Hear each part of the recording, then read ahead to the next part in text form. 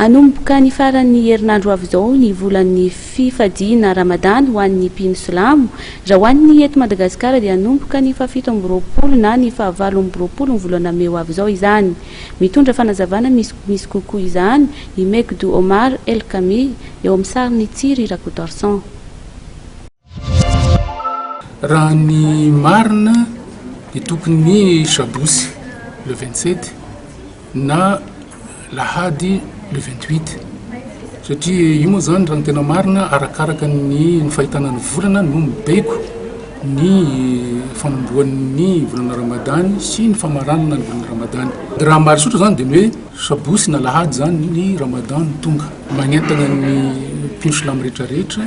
hiomana amin'izay volana Ramadan zay fantatra koa zany fa ny volana Ramadan akoatra ny fifadirana azy dia volana ny lasahan'ny Qur'an teto amin'ny zanak'olombelona dia mampionana an'izay na ho an'ny mpino silamo na ho an'izay tsy mpino silamo fa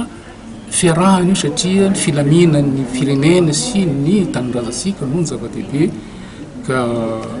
tokony hiara-mientana amin'izay zany na ny tsy mpino silamo na ny tsy mpino silamo mba sambo tanteraka soamasara ny Ramadan amin'ity taona ity zany. Zay zany dia mieritreritra